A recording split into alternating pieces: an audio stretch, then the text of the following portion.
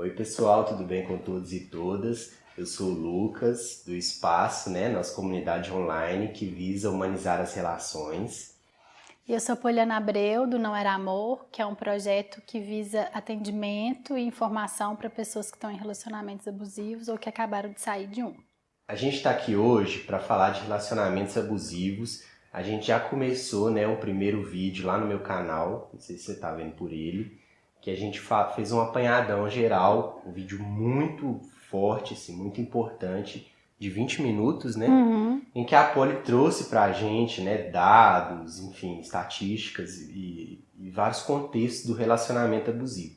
E aí a gente vai gravar mais alguns vídeos agora, para entrar em temas mais específicos, para a gente conseguir aprofundar nessa questão. Hoje o vídeo, então, é sobre os passos da construção de um relacionamento abusivo. Então, eu acho o tema desse vídeo muito interessante, porque o relacionamento, ele já não começa abusivo, Tem toda uma construção. Como que é isso? Como que são essas etapas?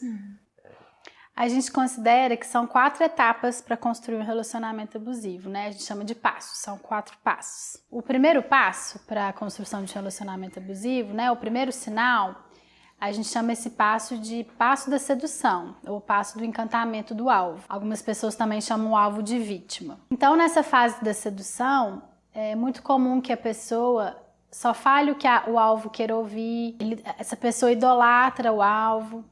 Cria-se um ambiente bastante mágico de sedução, onde tudo é perfeito, Onde não tem brigas, onde inclusive o alvo sente que tem um certo controle do relacionamento.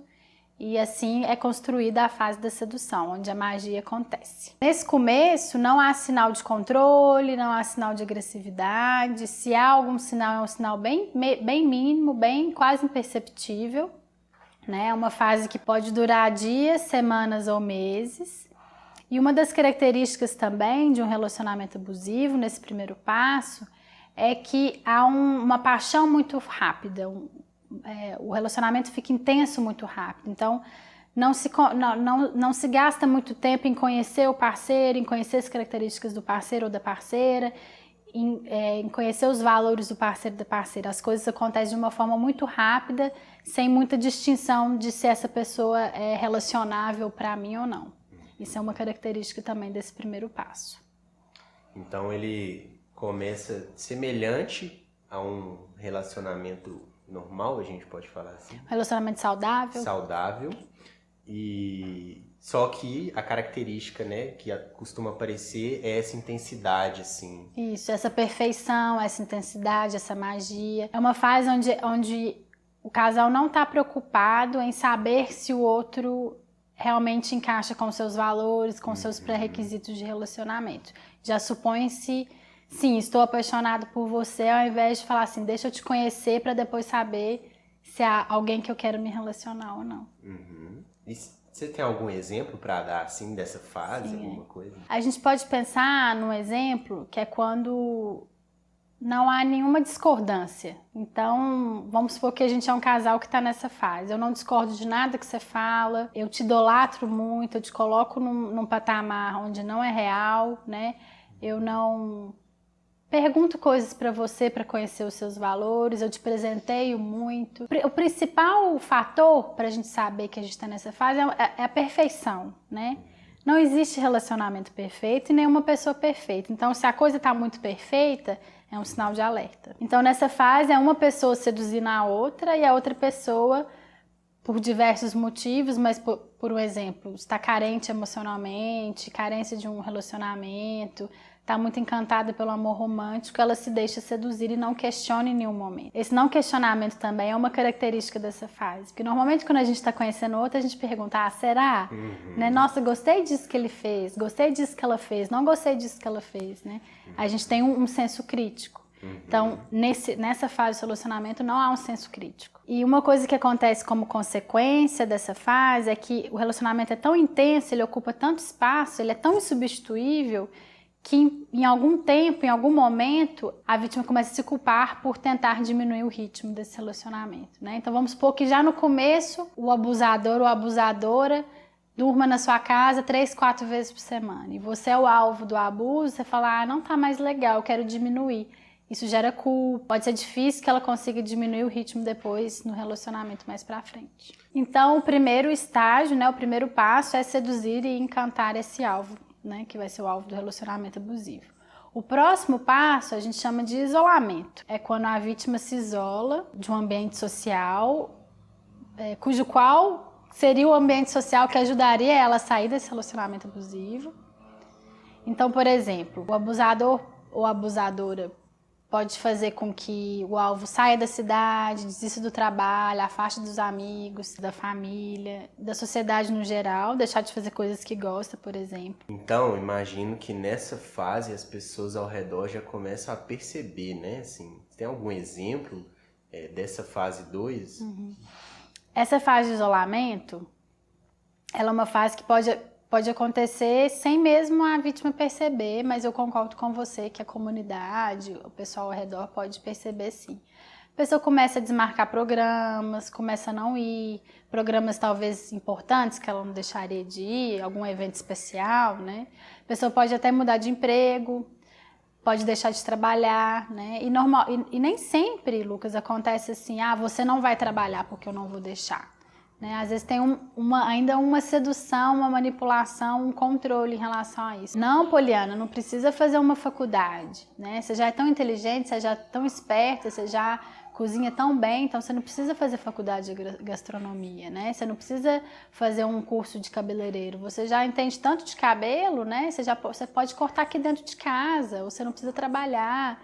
Enfim, vamos mudar de cidade, conseguir um emprego lá no interior de Minas Gerais, né, numa cidade de 5.000 habitantes, e eu vou trabalhar lá, e aí você vai comigo, porque, claro, né, quem ama sacrifica, e aí você vai abrindo mão das coisas, né, coisas que são valiosas para você, tudo bem?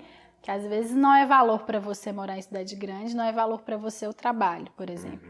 Mas eu tô usando só como exemplo para mostrar como a gente pode ir abrindo mão de coisas que são valiosas, né?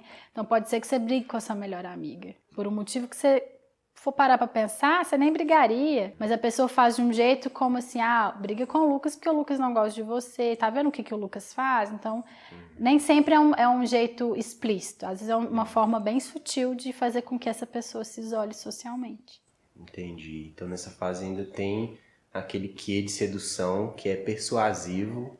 Esse quê de sedução ele vai aparecer de várias formas, em várias fases. Ou ele aparece como sedução, magia, romance, ou ele aparece como controle, manipulação, ou ele aparece na fase da lua de mel, que faz parte do ciclo de agressividade que a gente vai falar um pouco nos próximos vídeos. Porque se for só ruim, né, se for só abuso, só violência, só agressividade, é muito difícil alguém ficar. Tem que ter umas fases de respiro, senão o comportamento de ficar naquele relacionamento ele não se mantém. Então, o terceiro passo é a introdução da ameaça à violência para ver como é que a vítima reage. Nessa fase, acontece bastante os comportamentos de controle, né? De manipulação, de ameaça, de chantagem. É quando começa a fase de tensão e também a fase de explosão do ciclo da violência. É a hora que o ciclo da violência ela se instaura também. É muito comum que esse controle apareça em forma de proteção, né? Então você não vai fazer isso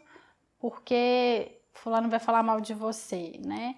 É onde aparece também algumas invasões de privacidade, diminuição de individualidade. O abusador ou abusadora e o alvo começam a ser extensão de uma única coisa, né? Onde os dois se misturam ali e começam a ficar como um só.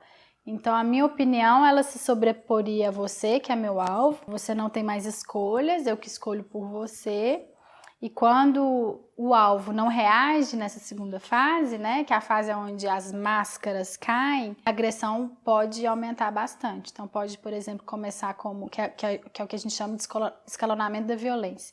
A agressão pode começar como uma humilhação, uma ameaça, uma chantagem, uma manipulação, um controle, até chegar à violência física, espancamento até homicídio, né, que seria o feminicídio no caso das mulheres. Só me vem na cabeça agora o tanto de prejuízo psicológico, né, da pessoa que é o alvo, ela pode ter nessa coisa da invasão da privacidade, na redução da individualidade, né, assim, ela deve ver com uma insegurança, alguma coisa, deve ser terrível, assim. Né?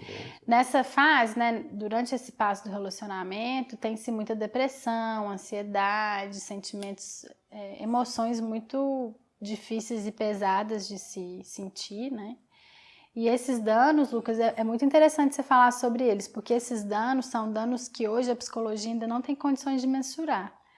Principalmente e inclusive quando esses relacionamentos terminam. Esses danos podem perdurar por anos, mesmo após o término do relacionamento. E uma coisa que me chamou a atenção é que no começo, dentro da fase 3, você falou que tem um início de violência para ver como que a pessoa reage. Pode ser que dependendo da reação da pessoa, ela tenha a chance de escapar desse abuso. Sim. É um teste? Vamos supor, eu estou num relacionamento do passo 1 da sedução, né? E o segundo passo é a tentativa de isolar, mas eu ainda não percebi o que está acontecendo. No terceiro passo, introduz-se a ameaça à violência ou a violência em si.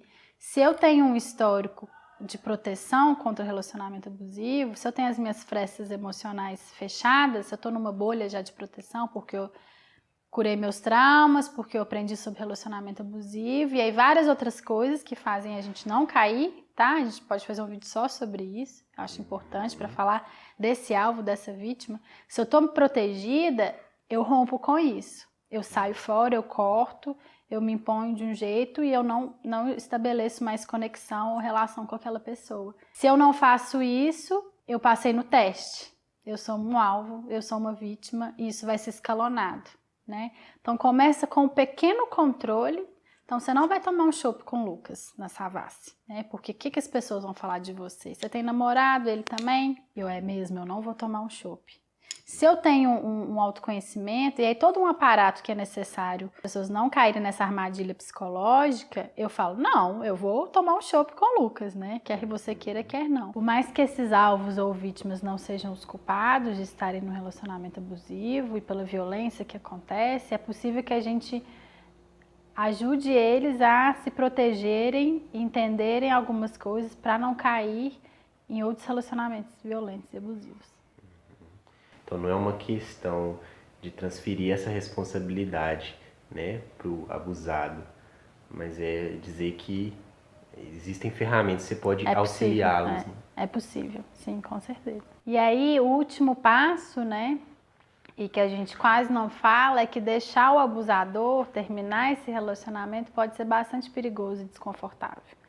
Pode ser perigoso porque em 70% dos casos, quando há morte, essas mortes acontecem quando a vítima termina com o abusador ou a abusadora.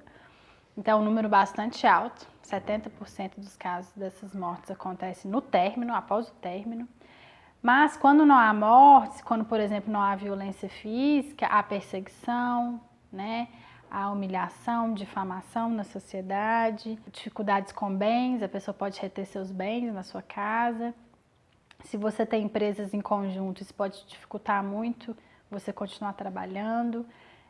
O abusador pode usar o sistema judicial para aterrorizar a vítima que tenha filhos com ele, por exemplo. Pode ser necessário medidas protetivas. Se é um abuso só psicológico no término, pode acontecer a violência física, né? Então não é tão fácil, dentre várias outras variáveis, né, pelos quais dificultam o término, não é fácil terminar um relacionamento abusivo. Não é só falar assim, sai fora dessa. Né? A gente escuta muito, nossa, que trouxa, por que ela não termina? Mas que boba, né? Mas não, a situação é bastante complexa. Onde há silêncio, há agressão, né? Então, onde não há silêncio, onde há informação, o abuso não acontece. Então, nós como sociedade, como comunidade, precisamos começar a agir em relação a isso. E falando em sociedade, né, era até a minha próxima pergunta. Nesse quarto passo, o que a gente vê, pelo menos é a minha percepção, é que a sociedade ela está muito pouco preparada para amparar essas mulheres, né, para ajudá-las a sair dessa situação. Até quando a pessoa ela vai numa delegacia especializada ou quando ela consegue, né, um aparato legal para protegê-la, a gente vê muitas vezes que isso não acontece, né? Sim. Eu acredito que a gente precisa de mais políticas públicas, uma polícia mais preparada, né? Leis mais mais abrangentes, né? Apesar que a gente tem a Maria da Penha hoje, que é uma lei bastante importante nesse espaço, mas a gente precisa de mais medidas especiais e mais informação para a comunidade para que a gente consiga diminuir essa epidemia.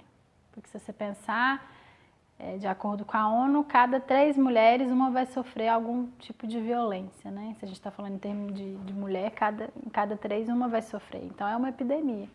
Né? O que acontece comigo pode estar acontecendo com a minha vizinha do lado. Né? Então, se você pensar nesse número, a quantidade de pessoas que são abusivas é imensa.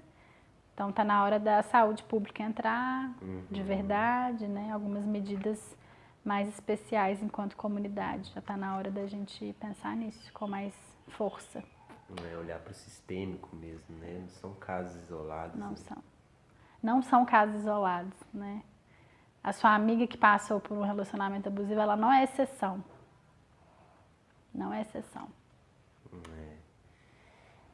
A gente tem muito que conversar, né? Assim, Temos muita informação para passar. Né? O Não Era Amor, ele acredita, é um projeto que acredita que informação é liberdade. Se a gente consegue informar essas pessoas, elas conseguem, ao menos, ver qual caminho é mais seguro caminhar. Então, a gente quer informar o maior número de pessoas possíveis. Bom, então chegamos ao final do vídeo, né? Como a Polly falou, informação é liberdade, é isso que o projeto dela acredita. Então, compartilhe essa informação, ajude a gente a fazer esse vídeo chegar nas pessoas que precisam dele, né? Com certeza. Nós vamos ter mais vídeos, nós dois, em conjunto, sobre esse assunto. É só seguir a gente ou no Instagram, ou no Facebook, ou no YouTube, que vocês vão ficar sabendo dos próximos conteúdos. E uma coisa que eu pensei agora, se você tiver sugestão ou dúvidas de tema, pode mandar para mim ou para a Polly, eu posso encaminhar para ela também. Se for coisa de fazer o vídeo, a gente faz, mas ela também atende, né? Faz grupos terapêuticos para ajudar pessoas que são vítimas, né, de abuso em relacionamentos, não é isso? Então é isso, né? Muito obrigado. Obrigada eu. Até a próxima. Até a próxima. Tchau, gente.